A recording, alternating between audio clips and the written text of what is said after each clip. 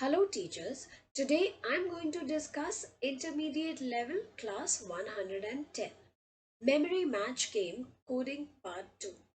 The class description is students will complete building the memory match game by defining and calling the function that compares and matches the flipped images. The goal of the class is to utilize the any component blocks of Thunkable, revise and apply the concept of temporary storage and nested if, create a win condition code for the game. Now, before we begin the class, we must always do a quick revision of what was done in the previous class. And since this activity is a continuation of your previous class, so it becomes all the more important to do a revision for the previous class. So here are some questions that have been framed in the document. You can always ask these questions to check how much the student is aware. There's also a flowchart that has been shared to understand the game better. So it says we have already covered the flip states as 1 and 2 when the button is clicked. Today in this class we will learn about the match condition. Here are some key points about the game. The match will happen only when the flip state is 2. If the flip state is 2, we check the current image matches with the old one. If the match is found, we need to hide buttons and images. There will be an increase in the win point. To win, we need 3 win points as we will be finding 3 pairs. If the win points is equal to 3, show the the label win message, hide the flip counts and end the game. I would like to also share an important information that while you will be helping the student to code this, so there are some questions in between like here, and if you scroll down further, there are a few more.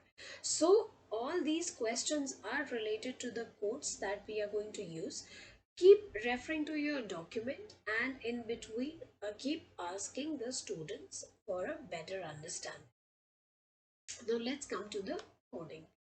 So in the previous class, as like I've already told you, the designing was done, and there are the variables that were declared. The function for the match flip was also created, like a part of it was created.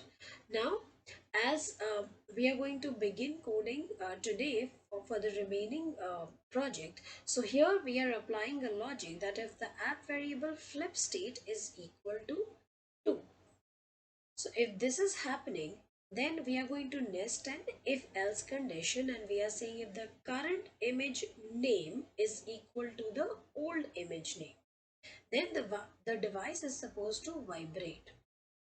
So from the device section, you can always get the vibrate block.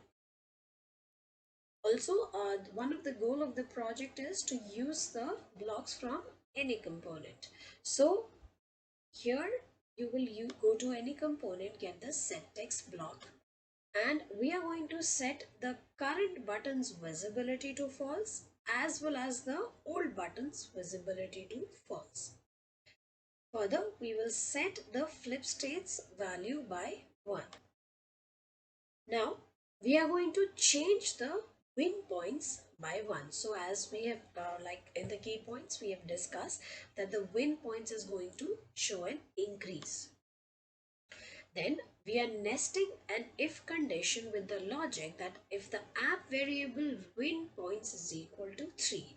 Again, as we read about the win condition in the key points, so we are going to simply like show the visibility of the label flips will be false, and the background picture on the screenplay will be displayed as the uWin image.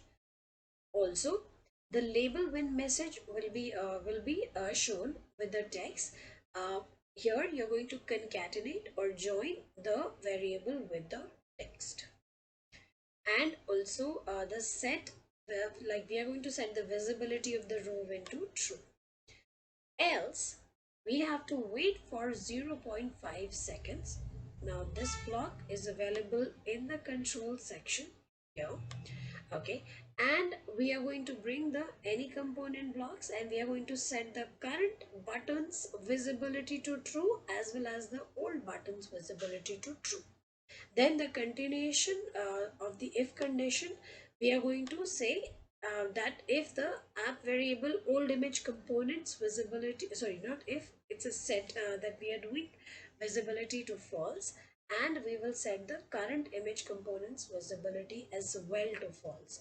Also, we will set the flip states value to 1.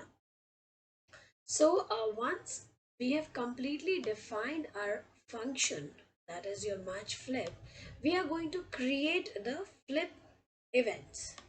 So to understand the flip events, you can always refer to the wireframe that has been shared for all the 6 flips or the flip events.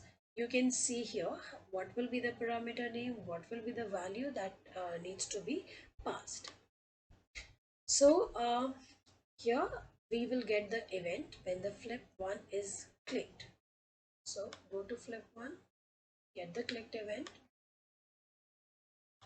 go to the function section, we will call the function, and as I said, we are going to match it along with this.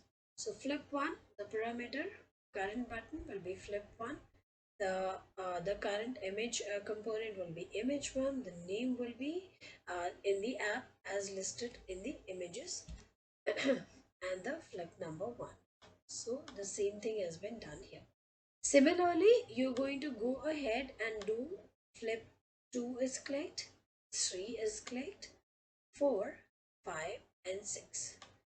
Once all this is complete, student can click on the live test option and can run the project to check if it is running successfully or not. That is all what we have to do in this class. Thank you.